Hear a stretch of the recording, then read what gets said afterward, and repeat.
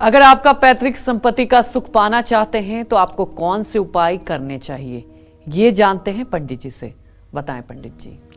देखिए, पैतृक संपत्ति प्राप्त करने के लिए कुछ उपाय आपको बताना चाहूँगा। जैसे हनुमान जी की पूजा करनी चाहिए, मंगल स्तोत्र का पाठ करना चाहिए क्योंकि मंगल पृथ्वी का कारक है।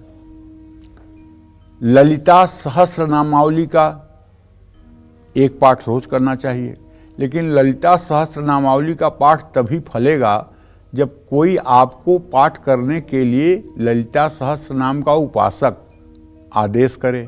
आप अपने मन से किताब लेकर के पढ़ लीजिए, आप अपने मन से पूरा संविधान की किताब पढ़ लीजिए, पूरा आईपीसी सीआरपीसी पढ़ लीजिए, तो आपके फांसी देने से किसी को फांसी थोड़ी होगी। आप जब जज बनेंगे तब ना आपका आदेश माना जाएगा। तो इसी तरह से बिना किसी से दीक्षित हुए केवल ललिता सहस्रनाम पढ़ लेने से लक्ष्मी आकर के नहीं बैठने वाली है।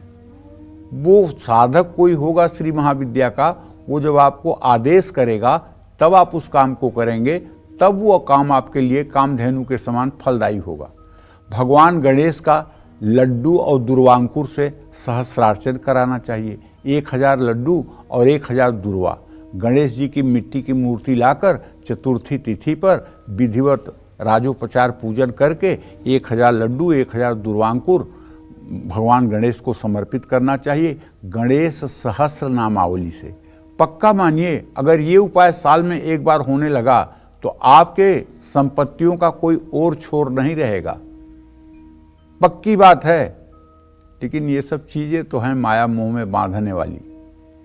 अब ज्योतिष का काम ही है माया मोह में बांधना।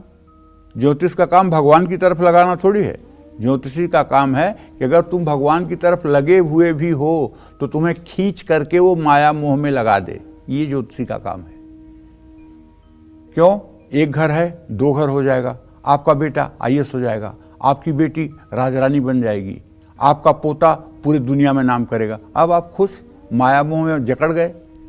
भगवान की तरफ जाने की बात थोड़ी करेंगे कि आप भगवान की तरफ जाइए, भगवान का भजन करिए, अरे ये दुनिया असत्य है, मिथ्या है। ये सब बात कोई ज्योतिषी करेगा तो आप उसको दक्षिणा नहीं देंगे, आप उसकी बात नहीं सुनेंगे। ये बात कहने वाले तो बहुत साधु संत हैं। तो इसलिए ज्योतिष का काम ही है माया मोह में आपको फंसा देना।